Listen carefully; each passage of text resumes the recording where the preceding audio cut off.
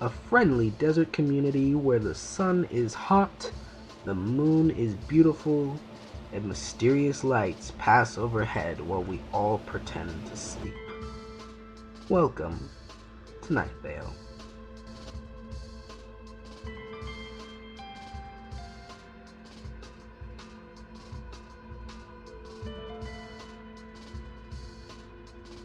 Hello, listeners. To start things off, I've been asked to read this brief notice. The City Council announces the opening of a new dog park at the corner of Earl and Somerset, near the Ralphs. They would like to remind everyone that dogs are not allowed in the dog park. People are not allowed in the dog park. It is possible you will see hooded figures in the dog park. Do not approach them. Do not approach the dog park. The fence is electrified and highly dangerous. Try not to look at the dog park, and especially do not look for any period of time at the hooded figures. The dog park will not harm you. And now, the news. Old woman Josie, out near the car lot, says the angels revealed themselves to her. Said they were 10 feet tall, radiant, and one of them was black. Said they helped her with various household chores. One of them changed a light bulb for her, the porch light. She's offering to sell the old light bulb, which has been touched by an angel. It was the black angel, if that sweetens the pot for anyone. If you're interested, contact Old Woman Josie. She's out near the car lot. A new man came into town today. Who is he? What does he want from us? Why his perfect and beautiful haircut? Why his perfect and beautiful coat? He says he is a scientist. Well, we've all been scientists at one point or another in our lives. But why now? Why here? And just what does he plan to do with all those breakers and humming electrical instruments in that lab he's renting? The one next to Big Rico's Pizza. No one does a slice like Big Rico. No one. Just a reminder to all the parents out there. Let's talk about safety when taking your children out to play in the scrublands and the sand wastes. You need to give them plenty of water. Make sure there's a shade tree in the area. And keep an eye on the helicopter colors. Are the unmarked helicopters circling the area black? Probably world government. Not a good area for play that day. Are they blue? That's the sheriff's secret police. They'll keep a good eye on your kids and hardly ever take one. Are they painted with complex murals depicting birds of prey diving? No one knows what those helicopters are or what they want. Do not play in the area. Return to your home and lock the doors until the sheriff's secret policeman leaves a carnation on your porch to indicate the danger has passed. Cover your ears to blot out the screams. Also remember, Gatorade is basically soda, so give your kids plain old water and maybe some orange slices when they play. A commercial airliner flying through local airspace disappeared today, only to reappear in the Night Vale Elementary Gymnasium during basketball practice, disturbing practice quite badly. The jet roared through the small gym for only a fraction of a second, and before it could strike any players or structure, it vanished again. This time, apparently, for good. There's no word yet on if or how this will affect Night Vale Mountain Lions' game schedule, and also if this could perhaps be the work of their bitter rivals, the Desert Bluffs Cacti. Desert Bluffs is always trying to show us up through fancier uniforms, better pre-game snacks, and possibly by teleporting a commercial jet into our gymnasium, delaying practice for several minutes at least. For shame, Desert Bluffs. For shame. That new scientist? We now know it's named Carlos. Called a town meeting. He has a square jaw and teeth like a military cemetery. His hair is perfect, and we all hate and despair and love that perfect hair in equal measure. Old woman Josie brought corn muffins, which were decent, but lacked salt. She said the angels had taken her salt for a godly mission, and she hadn't yet gotten around to buying more. Carlos told us that we were by far the most scientifically interesting community in the U.S., and he had come to study just what is going on around here. He grinned, and everything about him was perfect, and I fell in love instantly. Government agents from a vague yet menacing agency were in the back, watching. I fear for Carlos. I fear for Night Vale. I fear for anyone caught between what they know and what they don't yet know that they don't know. We received a press release this morning. The Night Vale Business Association is proud to announce the opening of a brand new Night Vale Harbor and waterfront recreation area.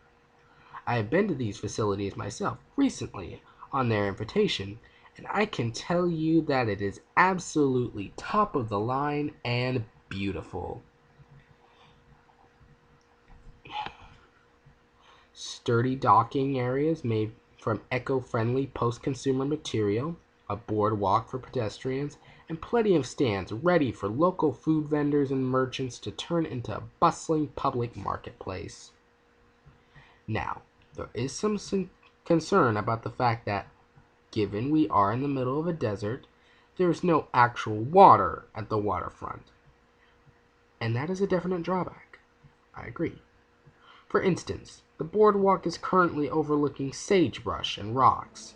The Business Association has not provided any specific remedies for this problem, but they assure me that the new harbor would be a big boost to Night Vale nonetheless. Maybe wait until a flash flood and head down there for the full waterfront experience.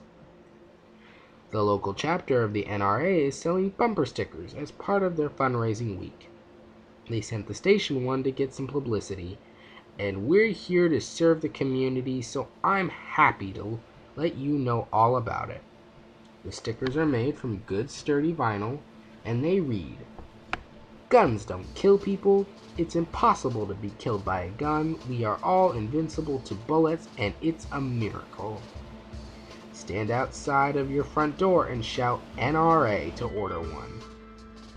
Carlos and his team of scientists warn that one of the houses in the new development of Desert Creek, out back of the elementary school, doesn't actually exist. "It seems like it exists," explained Carlos and his perfect hair. "Like it's just right there when you look at it, and it's between two identical houses, so it makes more sense for it to exist, for it to be there, than not. But he says they have done experiments and the house is definitely not there." At news time, the scientists are standing in a group on the sidewalk in front of the non-existent house, daring each other to go knock on the door. A great howling was heard from the Night Vale post office yesterday. Postal workers claim no knowledge, although passers-by describe the sound as being a little like a human soul being destroyed through black magic. Indian Tracker, I don't know if you've seen this guy around. He's the one that appears to be maybe Slavic origin, yet wears an Indian headdress out of some racist cartoon and claims to be able to read tracks on asphalt. He appeared on the scene and swore that he would discover the truth. No one responded because it's really hard to take him seriously in that headdress of his. Lights seen in the sky above the Arby's. Not the glowing sign of Arby's, something higher and beyond that. We know the difference. We've caught on to their game.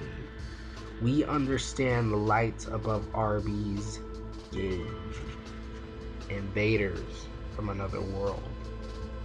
Ladies and gentlemen, the future is here, and it's about 100 feet above the RVs.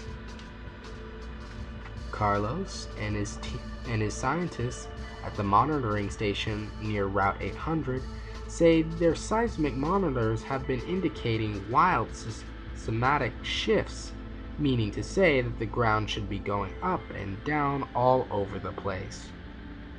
I don't know about you folks, but the ground has been as still as the crust of a teeny globe rocketing through the endless void could be. Carlos says they've double-checked the monitors and they are in perfect working order. To put it plainly, there appears to be catastrophic earthquakes happening right here in Night Vale that absolutely no one can feel.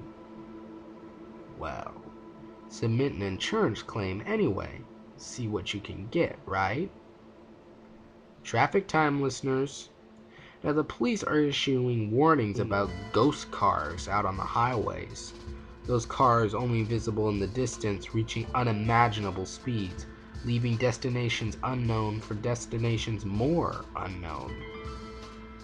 They would like to remind you that you should not set your speed by these apparitions, and doing so will not be considered following the flow of traffic. However, they do say that it's possible, probably safe to match speed with the mysterious lights in the sky, as whatever entities or organizations responsible appear to be cautious and responsible drivers. And now, the weather. These and More Than These by Joseph Fink. Welcome back, listeners. The sun didn't set at the correct time today. Carlos and his team of scientists report that they're quite certain about it. They check multiple clocks and the sun they're quite certain about it. They check multiple clocks and the sun definitely set 10 minutes later than it was supposed to. I asked them if they had any explanations, but they did not offer anything concrete. Mostly they sat in a circle around a desk clock, staring at it, muttering and cooing. Still, we must be grateful to have the sun at all. It's easy to forget in this hot desert climate, but things would actually be slightly harder for us without the sun.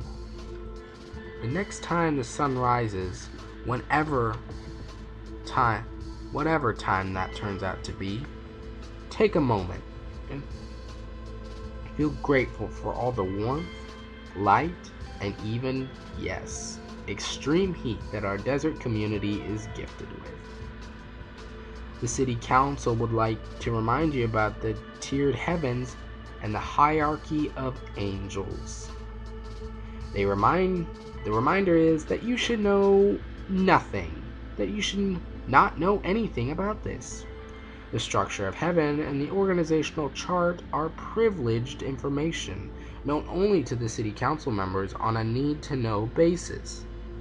Please do not speak to or acknowledge any angels that you may come across while shopping at Ralph's or the Desert Flower Bowling Alley and Arcade Fun Complex. They only tell lies and do not exist. Report all angel sightings to the City Council for treatment. And now, a brief public service announcement. Alligators. Can they kill your children? Yes. Along those lines, to get personal for a moment, I think the best way to die would be swallowed by a giant snake, going feet first and whole into a slimy maw would give your life perfect symmetry. Speaking of the Desert Flower Bowling Alley and Arcade Fun Complex, its owner, Teddy Williams, reports that he has found the entrance to a vast underground city in the pin retrieval area of Lane 5. He said that he has not yet ventured into it, merely peered down at its strange spires and broad avenues.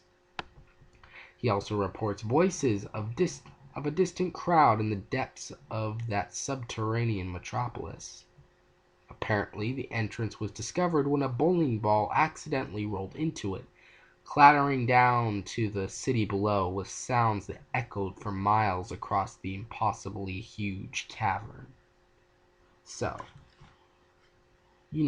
whatever population that city has, they know about us now, and we might be hearing from them very soon. Carlos, perfect and beautiful, came into our studios during the break earlier, but declined to stay for an interview. He had some sort of blinking box in his hand covered with wires and tubes. Said he was testing the place for minerals. I don't know what minerals he meant, but that box sure whistled and beeped a lot when he put it close to the microphone. It sounded like, well, a bunch of baby birds had just woken up. Really went crazy. Carlos looked nervous. I've never seen that kind of look on someone with that strong of a jaw. He left in a hurry, told us to evacuate the building. But then, who would be here to talk too sweetly to all of you out there? Settling in to be another clear night and pretty evening here in Night Vale. I hope all of you out there have someone to sleep through it with, or at least good memories of when you did. Good night, listeners. Good night. Proverb: look to the north, keep looking. There's nothing coming from the south.